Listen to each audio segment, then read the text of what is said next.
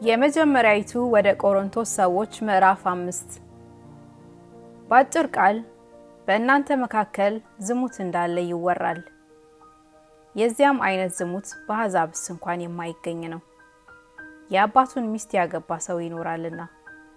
እናንተም ታበያችኋል፣ ይልቅስ እንድታዝኑ አይገባችሁምን? ይህን ሥራ የሠራው ከመካከላችሁ ይወገድ። እኔ ምንም እንኳን በሥጋ ከእናንተ ጋር ባልሆን በመንፈስ ከእናንተ ጋር ነኝ። ከእናንተም ጋር እንዳለ ሆኜ ይህን እንደዚህ በሠራው ላይ በጌታችን በኢየሱስ ክርስቶስ ስም አሁን ፈርጄበታለሁ።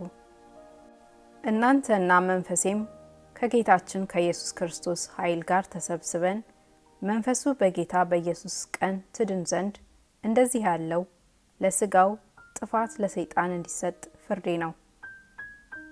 መመካታችሁ መልካም አይደለም። ጥቂት እርሾ ሊጡን ሁሉ እንዲያቦካ አታውቁምን? እንግዲህ ያለ እርሾ እንዳላችሁ አዲሱን ሊጥ ትሆኑ ዘንድ አሮጌውን እርሾ አስወግዱ። ፋሲካችን ክርስቶስ ታርዷልና፣ ስለዚህ በቅንዓትና በእውነት ቂጣ በዓልን እናድርግ እንጂ በአሮጌ እርሾ በክፋትና በግፍ እርሾም አይደለም። ከሴሰኞች ጋር እንዳትተባበሩ በመልእክቴ ጻፍሁላችሁ። በጠቅላላው የዚህን ዓለም ሴሰኞችን ወይም ገንዘብን የሚመኙትን ነጣቂዎችንም ወይም ጣዖትን የሚያመልኩትን አላልሁም። ይህስ ቢሆን ከዓለም ልትወጡ ይገባችሁ ነበር።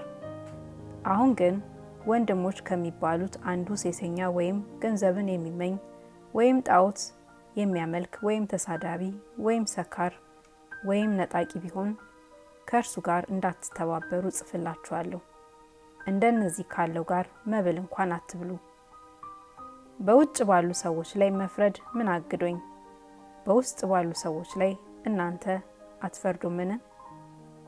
በውጭ ባሉት ግን እግዚአብሔር ይፈርድባቸዋል። ክፉን ከመካከላችሁ አውጡት።